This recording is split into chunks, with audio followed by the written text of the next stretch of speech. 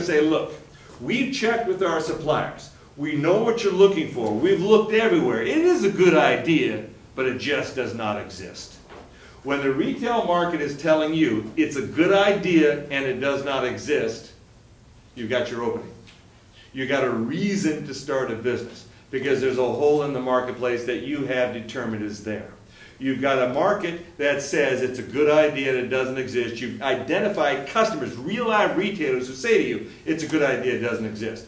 And they're starting to get tired of you. You're a little bit of a pest here, so you back off. What are you going to do now? You've got retailers who say it's a good idea, it doesn't exist. You're going to go through the process that I'm going to lay out this afternoon of finding the best place in the world to have your product made. Even if you think you've got the best place right now, you need to check, because what if you're wrong? And you're going to go to work with somebody who isn't the best. You should probably work with the best or tell your friends who you plan to back you what they got to do to become the best. You're going to find out who the best are for very important reasons. So you go to the best place in the world to have the product made. Let's say for mountain ice axes, it is Austria. You go through the process. I'm going to lay out this afternoon, show you how. You find the best place in the world is Austria. Now you approach the Austrians. And what do you say? What do we know about the Austrians right now, the best place in the world? We know that their main product lines are under competitive pressure. They're the best. Everybody's looking to knock them off. Everybody's looking to steal their ideas. We know they already put money into research and development. They're already putting in money to come up with new products because the first question out of everybody's mouth is, what's new? So they're working on R&D right now. That's no surprise. Also, in that graph I showed you, the United States is still the #1 target market for everybody in the world. Everybody wants to sell to America. We know this about the best in any field, anytime. Okay? So we find the best factory in the world, or agent representing a factory. We go to them and we say, I'm a mountain climber in America. And they say, yes, that's very good. And you say, I've designed a better mountain climbing ice axe. And they say, oh, you have you? And you say, yes. Now, so far they don't care. There's nothing you said that's interesting here. It's when you get to the point where you say, I've taken this idea to North Face, Eddie Bauer, Recreation Equipment, so and so. You name names. And they said it's a good idea and it doesn't exist. That's when they start listening. They don't care about you. They don't care what you think. They don't care about your experience. They don't care anything what you've got to say because you don't matter. Does that make sense? I don't want to be offensive here, but you've got to understand. That's the reality, right? You don't matter. When you say the recreational equipment buyer says it's a good idea, it doesn't exist, that's when they start to listen. It's not you talking, it's the recreational equipment buyer talking. Got that so far? Then you say to them, here's the deal.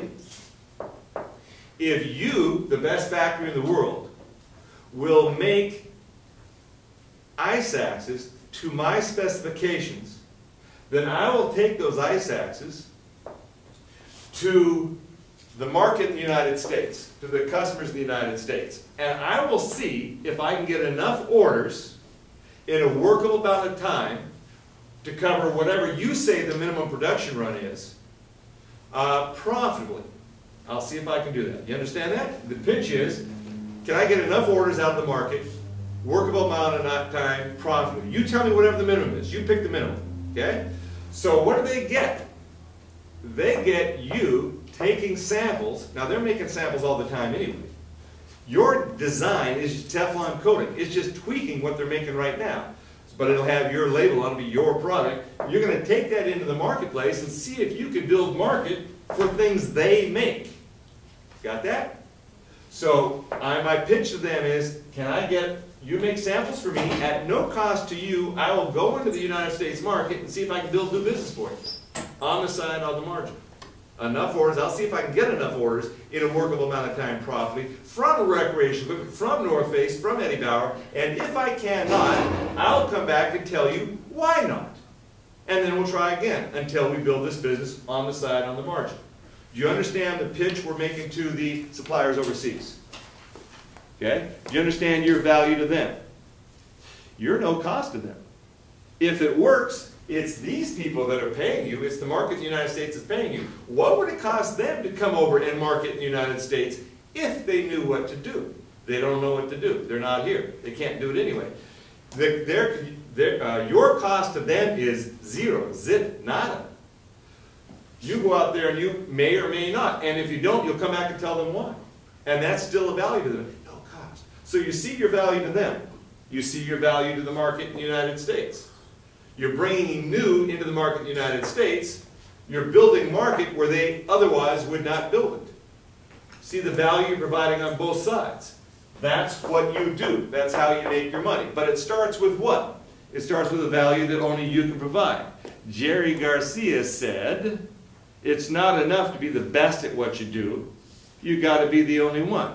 If you go into hats, it will be your hats. They'll be different from everybody else. The Grateful Dead music is different than everybody else's. Okay? Your product will be different. Airborne, that medicine, is different than everybody else. So everything's different, but one of the ironies here is everybody goes to the same place. Kenmore, washers and dryers. Who makes Kenmore washers and dryers? Kenmore, that brand. People say Sears. No. Whirlpool makes them. Kenmore has a high-end line of washers and dryers made by Miele. If you go into Bang & Olufsen, where they got the best stereo and video equipment in the world, their 42-inch plasma screen TV is $8,000 or $9,000. Their 42-inch plasma screen TV. If you go to Costco or Best Buy, what's a 42-inch plasma screen TV going for now? Say a Panasonic. $1,000, something like that, right? 8,000 versus 1,000. Guess where Bang & Olufsen buys their 42-inch plasma screen TVs? Well, of course they buy them at Panasonic because they're the best place in the world. Well, how do they get off selling $8,000 for what you can get $1,000 at Costco, at Best Buy? Because these people, their engineers, go to work on the chips, computer chips inside that 42-inch plasma screen TV, and tweak them to work best with all the speakers and everything else that's part of the experience. Would it make a difference? Apparently enough people do, where they keep coming in and buying it. This business has been around 90 years. It's what they've been doing for 90 years. Same thing over and over. Go to the best place in the world, tweak it to your specifications, charge a super premium price. Why? Because there's so few customers.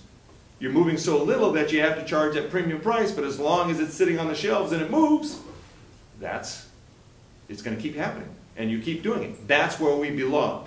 As it grows, you can either let it go, the product go, and work on another one and get your 100% markup or whatever you're looking for, or you can do the IPO, initial public offering, and grow big yourself, like Microsoft, which was once tiny, like Boeing, which was once tiny, like Apple, which was once tiny, or Starbucks, which was once tiny. All those companies at some point went into the IPO so they could grow big too.